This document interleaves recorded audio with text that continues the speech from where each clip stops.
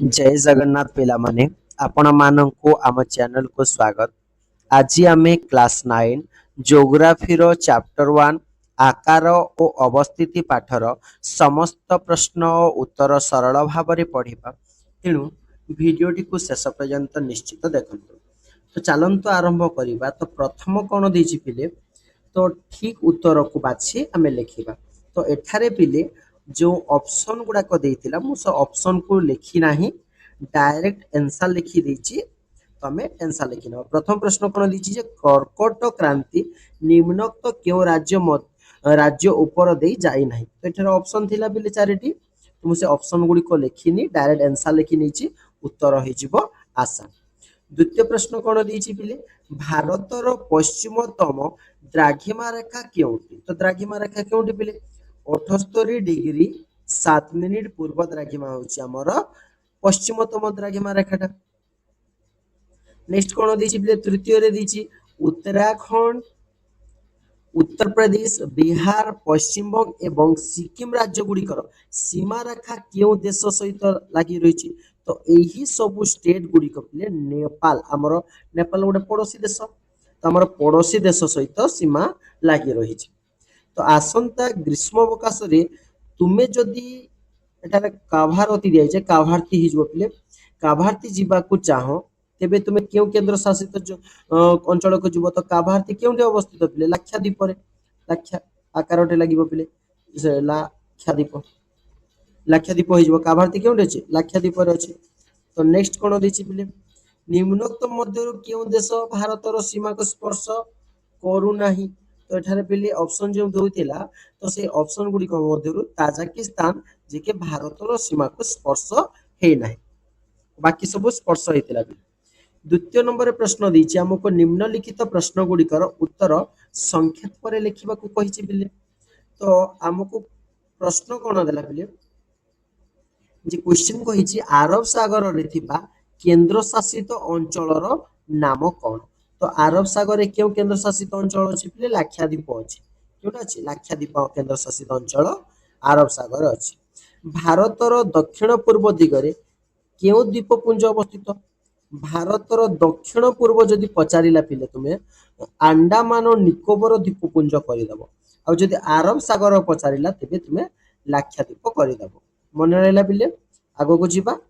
तो तृतीय प्रश्न कहिछि हमकु दक्षिण दिगरे थिबा केउ दुईटी द्वीप राष्ट्र हमर पड़ोसी द्वीप राष्ट्र माने एठारे उडे श्रीलंका आसी जिवो और द्वितीय होछि मालदीव। ये होछि हमर पड़ोसी क्षेत्रफल दृष्टि भारत ठारू बड़ देश गुड़िकर ना लेख पिले। तो सबुठारू जदि आमे क्षेत्रफल दृष्टि देखिबा सबुठारू बड़ होइजिवो रूसिया। द्वितीय राशि जीवो कनाडा। तृतीय राशि जीवो युक्तराष्ट्र अमेरिका। 4 रे चीन 5 रे ब्राजिल 6 रे ऑस्ट्रेलिया एवं 7 नंबर आम भारत आसी थाए। 7 नंबर 1 नुहे सेटा 7। नेक्स्ट हमको कोन कहिछि भारतर पूर्व उपकूल रु केउ देश गुड़िक सहित पूर्व काल रे समुद्र पथरे संपर्क चलीथिला पिले। तो पूर्व एशिया रो देश गुड़िक सहित कोन पूर्व काल रे समुद्र पथरे आसी सुनिथिबो पोर्तुगीज माने आसुथिले ना। पोर्तुगीज माने आसी कि हम एठाकू वाणिज्य करिया को आसुथिले। डच माने ओलंदाज फरासी इंग्रेज एमाने सब आसी कि वाणिज्य करूथिले पूर्व काल रे।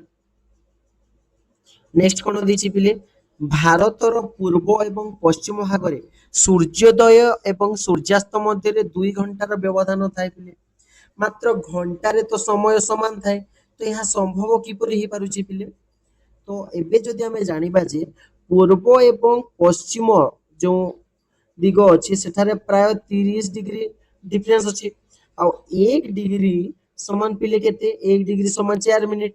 1 डिग्री समान 1 डिग्री को 4 मिनिट होता है। 4 मिनिट पिले। तेणु पूर्व पश्चिम रेखा एमानक मध्य व्यवधान केते आसिला 30 डिग्री। 30 डिग्री आमे जदि 4 मिनिट को नमा पिले केते हिजिवो 120 मिनिट गला 3 चौ 12 और सुन 120 मिनिट। तो किंतु यह हमर घंटा व्यवधान अनुसार कोन 82 डिग्री 30 मिनिट पूर्व द्राघिमा जोटा कि हम भारतर प्रमाण समय इंडियन स्टैंडर्ड टाइम ग्रहण कराइछि। तो तेणु ଏମାନଙ୍କ ମଧ୍ୟରେ କଣ ସ୍ଥାନରେ ଘଣ୍ଟାର ସମୟ ସମାନ ରହେ, କିନ୍ତୁ ଯେହେତୁ ଆମେ 82 ଡିଗ୍ରୀ 30 ମିନିଟକୁ କଣ ଇଣ୍ଡିଆନ ଷ୍ଟାଣ୍ଡାର୍ଡ ଟାଇମ ଭାବରେ ଗ୍ରହଣ କରି ନେଇଛୁ, ତେଣୁ ଆମେ ଘଣ୍ଟାର ସମୟକୁ ସମାନ ବୋଲିକି କହିଥାଉ। ନେକ୍ସଟ କଣ ପିଲେ ମାନଚିତ୍ରର କାର୍ଯ୍ୟ କହିଛି। ଆରବ ସାଗର ଏବଂ ବଙ୍ଗୋପସାଗର ଅବସ୍ଥିତ ଭାରତୀୟ ଦ୍ୱୀପପୁଞ୍ଜ। ତ ଏବେ ଜାଣିଲ ନା ପିଲେ, ଆମେ କହିଥିଲା ଯେ ଆରବ ସାଗରରେ ଲାକ୍ଷାଦ୍ୱୀପ ଅଛି ଏବଂ ବଙ୍ଗୋପସାଗର ଆଣ୍ଡାମାନ ନିକୋବର ଦ୍ୱୀପପୁଞ୍ଜ ଅଛି। ତ ଦେଖିନିଅ ଏବେ ଗୋଟେ ପେଣ୍ଟ କରି ନବା।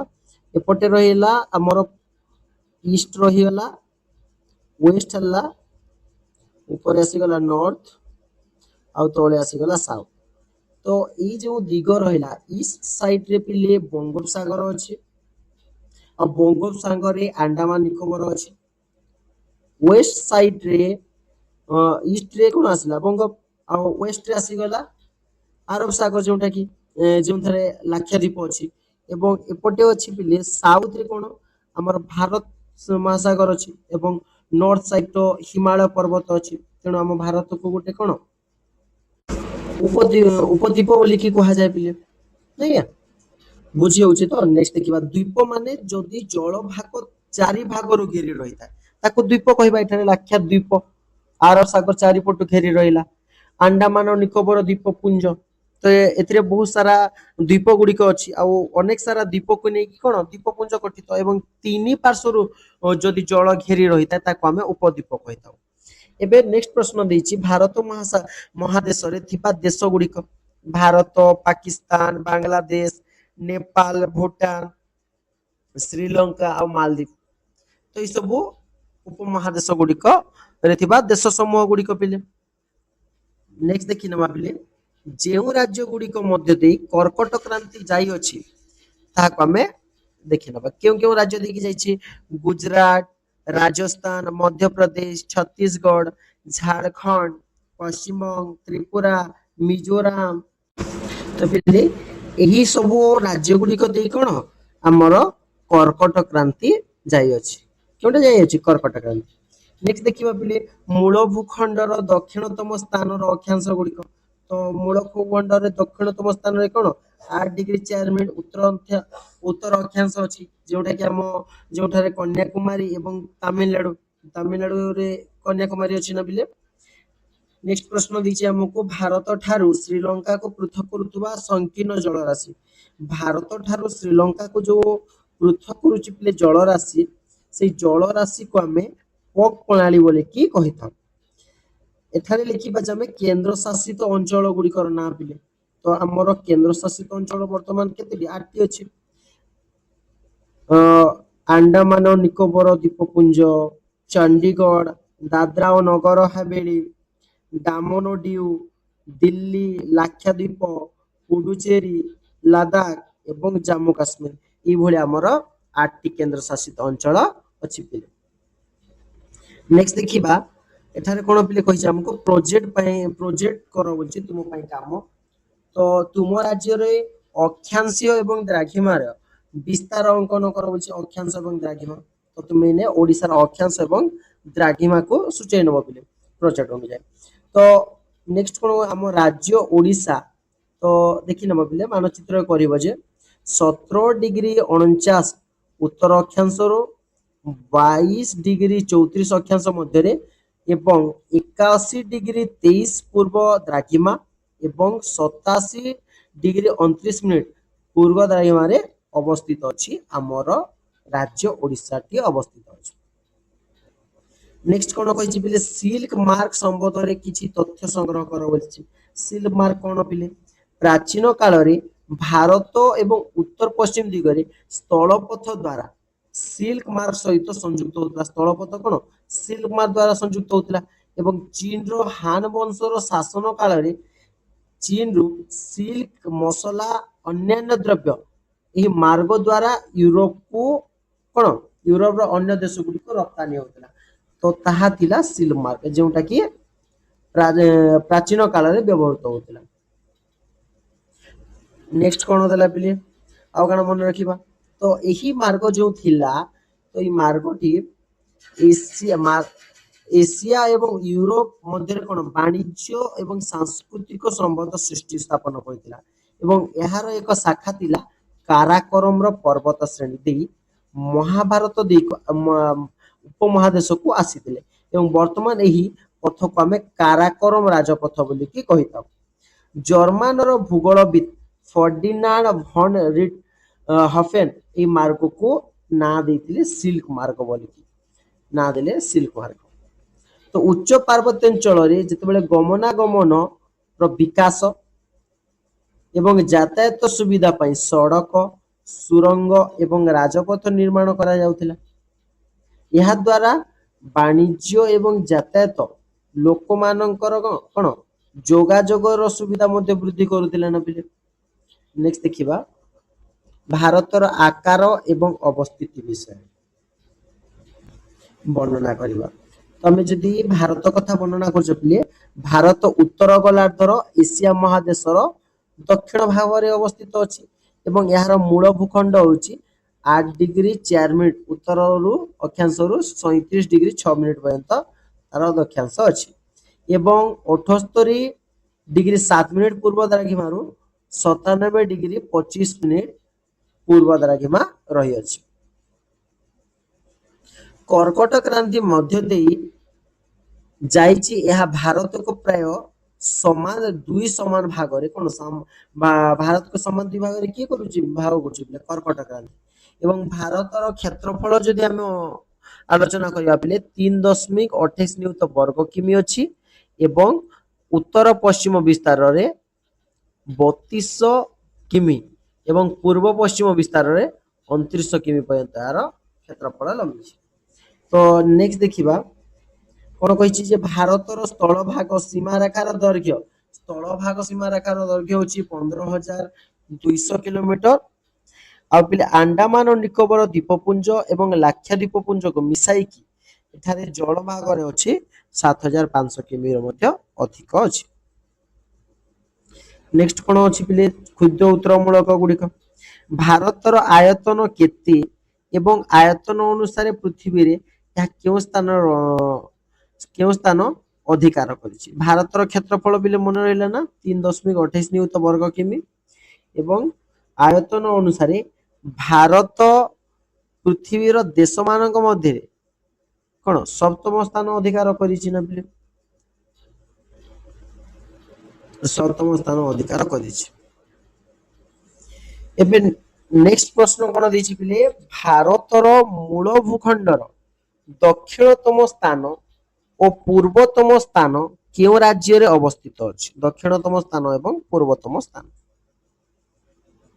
तो पिले मने रखिनियो भारतर मूल भूखंड रे दक्षिणतम स्थान तमिलनाडु राज्यर कन्याकुमारी ठारे अवस्थित एवं भारतर पूर्व स्थान अरुणाचल प्रदेश रे अवस्थित नेक्स्ट देखि पिले हमको भारतर स्थल भाग सीमा रेखा एवं द्वीपपुंज दुईटी सह कोन उपकूल बा सीमांतर रेखा सब दैर्घ्य लंबी छे भारतर स्थल भाग केते पिले 15200 किमी मन रहितला ना एबे कहा हितला 15200 किमी एवं भारतर मूल भूखंड सहित अंडमान एवं निकोबर द्वीपपुंज एवं लाक्षाद्वीपपुंज तो एहार दैर्घ्य केते पिले 7500 किमी मन रहिला बेले 15200 को 7500 किमी एबे कहिसे हमको जे उपद्वीपीय स्वरूप स्थिति भारत को बहिर्वाणिज्य क्षेत्र रे विभक्ति सहायक होइतिला तो उपद्वीपीय स्वरूप स्थिति जोगो भारत महासागर उत्तरांश रे बा बंगोपसागर एवं अरब सागर नाम दुईटी को कोन विस्तीर्ण जल राशि रे परिणत होई गला एवं एही कारणरू भारतर पश्चिम उपकूल पश्चिम यूरोप एवं पूर्व यूरोप रु पूर्व एशिया देश गुड़िक कौन सहजरे जलपथ संपर्क सृष्टि पारुछि एवं स्थापन करिकि निज वाणिज्य कारोबार करी सुविधा रे रहउछि पिले मिडिल फैमिली टा बा गरीब लोक माने नेक्स्ट कोन दला बिले हमकु ଭାରତର ମୂଳ ଭୂଖଣ୍ଡର ଉତ୍ତରତମ ସ୍ଥାନ ଏବଂ ପଶ୍ଚିମତମ ସ୍ଥାନ କେଉଁଠାରେ ଅବସ୍ଥିତ ହେଉଛି? ତ ଦେଖିନିଅ ପିଲେ, ଉତ୍ତରତମ ସ୍ଥାନ କାରାକୋରମ ଏବଂ ଦକ୍ଷିଣରେ କାରାକୋରମ ପର୍ବତରେ ସୃଷ୍ଟି ହେଉଛି ନା ପିଲେ, ଏବଂ ପଶ୍ଚିମତମ ସ୍ଥାନ କେଉଁଠି? ଗୁଜରାଟର କଚ୍ଛ ଅଞ୍ଚଳରେ। କେଉଁଠି ପିଲେ? ଗୁଜରାଟର କଚ୍ଛ ଅଞ୍ଚଳରେ। ତ ପିଲାମାନେ 6 ନମ୍ବର ପ୍ରଶ୍ନ କଣ ଦେଲା ପିଲେ? ଭାରତର ଅକ୍ଷାଂଶ ଏବଂ ଦ୍ରାଘିମା ବିଷୟରେ ଦେଇଛି। ଭାରତର ମୂଳ ଭୂଖଣ୍ଡ 8 ଡିଗ୍ରୀ 4 ମିନିଟ୍ ଉତ୍ତର ଅକ୍ଷାଂଶରୁ କେତେ 37 ଡିଗ୍ରୀ 6 ମିନିଟ୍ ଉତ୍ତର ଅକ୍ଷାଂଶରେ ଅଛି, ଏବଂ ଭାରତର ମୂଳ ଭୂଖଣ୍ଡ 68 ଡିଗ୍ରୀ 7 ମିନିଟ୍ ପୂର୍ବ ଦ୍ରାଘିମାରୁ 97 ଡିଗ୍ରୀ 25 ମିନିଟ୍ ପୂର୍ବ ଦ୍ରାଘିମା ମଧ୍ୟରେ ଅବସ୍ଥିତ ଅଛି। 7 ନମ୍ବର ପ୍ରଶ୍ନ କହୁଛି ଯେ ଭାରତରେ କେତୋଟି ରାଜ୍ୟ ଏବଂ କେନ୍ଦ୍ରଶାସିତ ଅଞ୍ଚଳକୁ ନେଇକି ଗଠିତ ଏବଂ ଏହାର ରାଜ୍ୟ ଗୁଡିକ କେଉଁ ଭିତ୍ତିରେ ଗଠିତ ହେଇଛି? ତ ଏଠାରେ ଭାରତରେ 28ଟି ରାଜ୍ୟ ଅଛି ଏବଂ 8ଟି କେନ୍ଦ୍ରଶାସିତ ଅଞ୍ଚଳ ଅଛି। 28ଟି ରାଜ୍ୟ ଏବଂ 8ଟି କେନ୍ଦ୍ରଶାସିତ। ଏଇ ଯୋଉ ରାଜ୍ୟ ଗୁଡିକ ରହିଲା ଇଏ ପିଲେ ଭାଷା ଭିତ୍ତିରେ, ଯେମିତିକି ଯେଉଁଠାରେ ମରାଠୀ କହୁଛନ୍ତି ତାକୁ ମହାରାଷ୍ଟ୍ର, ଓଡ଼ିଶା ଓଡ଼ିଆ, ପଞ୍ଜାବରେ ପଞ୍ଜାବୀ, ତ ଏଇଭଳି ଭାଷା ଅନୁସାରେ ସମସ୍ତ ରାଜ୍ୟ ଗୁଡିକର ନାମକରଣ କରାଯାଇଥିଲା। ନେକ୍ସଟ ଆମେ କଣ ଦେଖିବା? ନେକ୍ସଟ ପ୍ରଶ୍ନ କହିଛି ଯେ ଭାରତକୁ ଏକ ଉପମହାସାଗର ବୋଲିକି ଆଖ୍ୟା ଦିଆଯାଇଛି। ତ ଉପମହାସାଗର ବୋଲିକି କାହିଁକି କୁହାଗଲା? ଭାରତରେ ସୁଉଚ୍ଚ ପର୍ବତ ଶ୍ରେଣୀ, ମାଳଭୂମି, ଘନ ଅରଣ୍ୟ, ଅସଂଖ୍ୟ ନଦ ନଦୀ, ଉର୍ବର ସମତଳ ଭୂମି, ମରୁଭୂମି, ବିଚିତ୍ର ପ୍ରକାର ଜୀବଜନ୍ତୁ ଦେଖାଯାଇଥାନ୍ତି ଏବଂ ଅନେକ ଭାଷାଭାଷୀ ଲୋକ ରହୁଥିବାରୁ, ବିଭିନ୍ନ ଧର୍ମର ଲୋକ ରହୁଥିବାରୁ ଏହାକୁ ଏକ ଉପମହାଦେଶର ଆଖ୍ୟା ବୋଲିକି ପ୍ରଦାନ କରାଯାଇଛି। ଏବଂ ଏତେ ବିବିଧତା ସତ୍ତ୍ୱେ ଭାରତ କଣ ସୁସଂଗଠିତ ଏବଂ ଭୂଖଣ୍ଡ ଏହାର ଏତେ ଗୌରବ ଯେ ମିଳିମିଶି ଅଛନ୍ତି, ତେଣୁ ଏହାକୁ ଆମେ କଣ କରିବା? ଉପମହାଦେଶ। ଭାରତକୁ ଏକ ବୃହତ ଉପଦ୍ୱୀପ କୁହାଯାଏ କାହିଁକି ପିଲେ? ତେବେ କିଛି ସମୟ ଆଗରୁ ବୁଝାଇଥିଲି ପିଲେ, ଦକ୍ଷିଣ ଭାଗରେ କ୍ରମଶଃ ଅଣଓସାରିଆ ହୋଇଛି ଏବଂ ସମୁଦ୍ର ଭିତରକୁ ଲମ୍ବି ଯାଇଛି। ଦକ୍ଷିଣ ଭାଗରେ ଆମର କଣ ଥିଲା? ଭାରତ ମହାସାଗର ଥିଲା ପିଲେ, ଏବଂ ଏହା 3 ଦିଗରୁ ସମୁଦ୍ର ଘେରି ରହିଛି। ପୂର୍ବରେ ବଙ୍ଗୋପସାଗର, ପଶ୍ଚିମରେ ଆରବ ଏବଂ ଦକ୍ଷିଣରେ ଭାରତ। ତ ଏହି କାରଣରୁ ଏହାକୁ କଣ ଉପଦ୍ୱୀପ ପର ମାନ୍ୟତା ଦିଆଯାଇଥିଲା ଏବଂ ଉତ୍ତରରେ କଣ ଥିଲା? ହିମାଳୟ ପର୍ବତ। ତ ନେକ୍ସଟ କଣ ଦେଲା ପିଲେ? ଭାରତ ମହାସାଗରର ନାମକରଣ ଆମ ଦେଶର ନାମାନୁସାରେ ହୋଇଛି। ତ ଭାରତ ମହାସାଗର ଉପକୂଳସ୍ଥ ଅନ୍ୟ କୌଣସି ଦେଶର ଉପକୂଳ ରେଖା ଭାରତର ଉପକୂଳ ସହିତ ଏତେ ଦୀର୍ଘ ନୁହେଁ। ମାନେ ଭାରତ ମହାସାଗରର ଯୋଉ ସ୍ଥାନ ଯେତିକି ପର୍ଯ୍ୟନ୍ତ ଆମ ଭାରତରେ ଛୁଇଁଛି, ଭାରତକୁ ଯେତେ ସ୍ଥାନ ଛୁଇଁଛି, ତ ଅନ୍ୟ ସମୁଦ୍ର ମହାସମୁଦ୍ର ଗୁଡିକ ଏତିକି ଛୁଇଁ ନାହିଁ, ତେଣୁ ତାକୁ ମହାସାଗର ଆଖ୍ୟା ଦିଆଯାଇଥିଲା। ତେଣୁ ଭାରତ ମହାସାଗର ନାମକରଣ ଏବଂ ଆମ ଦେଶରେ ନାମାନୁସାରେ ହେବା ଯଥାର୍ଥ ଅଟେ ବୋଲି। ନେକ୍ସଟ ପ୍ରଶ୍ନ କହିଛି ଯେ 42 ଡିଗ୍ରୀ 30 ମିନିଟ୍ ପୂର୍ବ ଦ୍ରାଘିମା ରେଖାରୁ ଭାରତର ପ୍ରମାଣ କଣ? ଭାରତର ପ୍ରମାଣ ମଧ୍ୟାହ୍ନ ରେଖା ରୂପେ ବଛାଯାଇଛି। ତ ଭାରତରେ କଣ ପିଲେ? 68 ଡିଗ୍ରୀ 7 ମିନିଟ୍ ପୂର୍ବ ଦ୍ରାଘିମାରେ ଏବଂ 97 ଡିଗ୍ରୀ 25 ମିନିଟ୍ ପୂର୍ବ ଦ୍ରାଘିମାରେ ଅବସ୍ଥିତ ଅଛି। ଏବଂ ଦେଶର ବିଭିନ୍ନ ସ୍ଥାନରେ କଣ ସଂକ୍ରାନ୍ତୀୟ ବିଭିନ୍ନ ଦୂରତା କରିବା ପାଇଁ 82 ଡିଗ୍ରୀ 30 ମିନିଟ୍ ପୂର୍ବ ଦ୍ରାଘିମା ରେଖାକୁ ଭାରତର ପ୍ରଧାନ ମଧ୍ୟରେଖା ରୂପେ କଣ ଗ୍ରହଣ କରାଯାଉଛି ପିଲେ। ନେକ୍ସଟ ପ୍ରଶ୍ନ ଦେଲା ପିଲେ, କନ୍ୟାକୁମାରୀ ଠାରେ ଦିନ ଓ ରାତିର ଅବଧିର ତାରତମ୍ୟ କେତେ ବୋଲିକି କହିଛି ଏବଂ କାଶ୍ମୀରରେ ଏହାର ଅନୁଭବ କେତେ ପିଲେ? ଯଦି ଆମେ କନ୍ୟାକୁମାରୀ ଯିବା, ଭାରତର ଏବଂ ଦକ୍ଷିଣତମ ସ୍ଥାନ କାଶ୍ମୀର ଭାରତର ଉତ୍ତର ପ୍ରାନ୍ତରୁ ଅବସ୍ଥିତ ଅଛି ଏବଂ ଦକ୍ଷିଣ ଉତ୍ତର ଆଡକୁ ଗଲେ ଅକ୍ଷାଂଶର ବିସ୍ତାର तीन दिन एवं रातिर अवधि को प्रभावित करे 3 दिन एवं 3 रातिर अवधि को आम बुझीपर। नेक्स्ट कौन देला पिले अरुणाचल प्रदेश रे पूर्वतम स्थान रे सूर्योदय एवं सूर्यास्त हेबार 2 घंटा परे द्वारकारे यथाक्रमे सूर्योदय एवं सूर्यास्त फेरी आसी था। अरुणाचल रे सूर्यास्त हेबार 2 घंटा परे द्वारिका रे कोन यथाक्रमे सूर्योदय पुणी थे फेरी आसी। तो भारतर पूर्व पश्चिम विस्तार प्राय केते डिग्री बिले पूर्व पश्चिम को 30 डिग्री एवं 1 डिग्री समान केते बिले द्रव्यमान समान 4 मिनिट। व्यवधान रे समयर पार्थक्य होची 4 मिनिट बिले तेणु 30 मिनिट व्यवधान समय केते बिले 120 मिनिट और 120 1 घंटा को जदि 60 मिनिट हला 120 को केते मिनिट केते घंटा आइबो बिले 2 घंटा आइबो। तेणु अरुणाचल प्रदेश पूर्वतन स्थान रे सूर्योदय बा सूर्यास्त हेबार 2 घंटा परे पश्चिमतम स्थान रे द्वारकार यथाक्रमे सूर्योदय होता है सेठारु कोन 2 घंटा पछरे होता है। एबे देइछ हमको बिले पार्थक्य दर्शाओ देछि अंडमान निकोबर द्वीपपुंज एवं लाक्षाद्वीप द्वीपपुंज बिले कटि जाउथिला तो मु सारणी न देखि ऊपर तल कर देछि।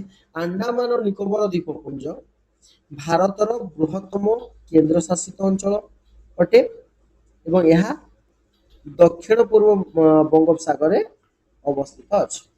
किंतु लाक्षाद्वीप बिले ये कोन भारतर क्षुद्रतम केंद्र शासित अंचल एवं यह दक्षिण पश्चिम आरब सागर अवस्थित अछि लाक्षाद्वीपटी।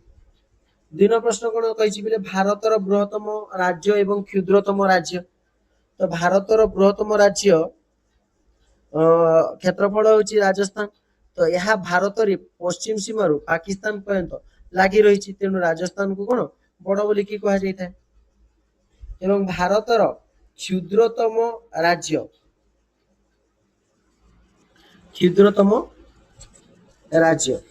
तो पिले एटा भारतर बृहत्तम बुझी गलो ना राज्य राजस्थान बड़ भारतर क्षुद्रतम राज्य होछि गोवा एवं भारतर क्षुद्रतम राज्य यह भारत रे पश्चिम सीमा रे आउ आरब सागर को लागि रही अछि। तो पिला माने आजिर वीडियो एतिकी थिला जदि वीडियोटी भलो लागि थाए तेबे चैनल को लाइक करंतु शेयर करंतु एवं सब्सक्राइब पाखरे थिबा सब्सक्राइब बटन को दबाई दियंतु जहा फल रे मोर समस्त वीडियो गुडी को तुम पाखरे पहुंची पारियो पिला माने। एवं एबे हमें जहा पढ़िला ताहाको नोट्स करिकी बारंबार पढ़िबा को चेष्टा करो आ बारंबार पढ़िबा फल रे ही हमर पाठ सठिक होई पारिबो।